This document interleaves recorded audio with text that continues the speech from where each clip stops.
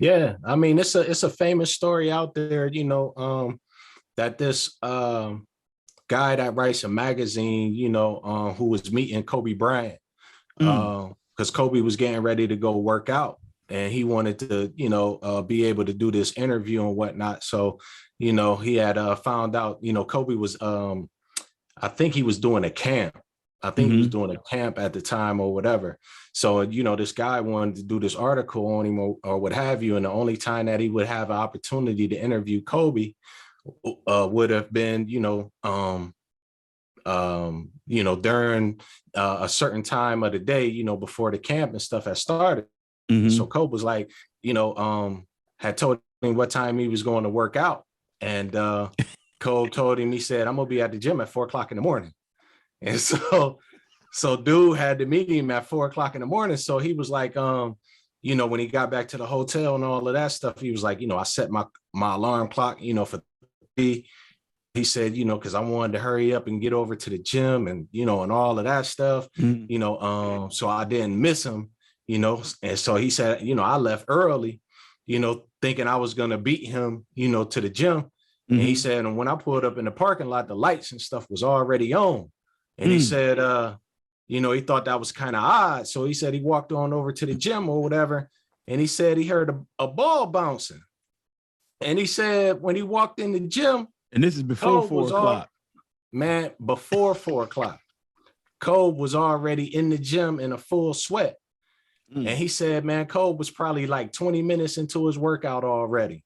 Mm-hmm. And he said, so for like the next 40 minutes, he said he just watched Kobe do something that was very interesting to him.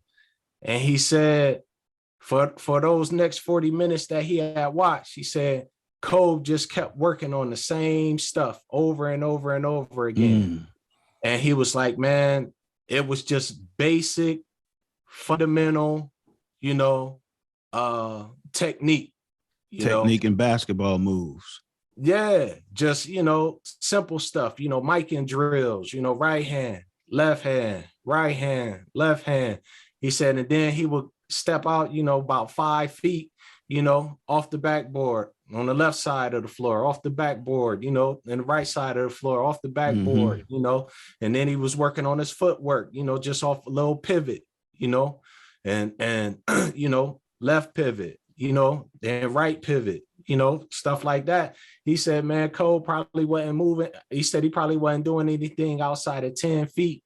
He said for, 40 minutes, he said it was just real basic. And he said he remember asking Kobe afterwards, what was the purpose, in doing that? He said, man, without this, none of the other stuff, he said none of the other stuff would be possible. He said because he said, man, it's because of the basics and the foundation that the other things are possible. And the fundamentals, yeah. Yeah. So you got even the great Kobe Bryant, and we probably could go through a list of another 50 greats in basketball. We could go through that in football, tennis, volleyball, badminton. Right. We could go with any sport, but he focused so much on the basics that and the fundamentals that it opened the door for the dunks, the fadeaways, the crossovers. And see, you just hit the focus of today, because I think so many student athletes, right now I'm the student athlete development coach. I don't deal with the X's and O's. I deal with student athlete development, getting your mindset ready for the game, and not just Glen Oak players, but this is players nationwide, worldwide. There's so much of a focus on the dunk, the crossover, and that reigning 3-point shot. And those things get opened up from the fundamentals.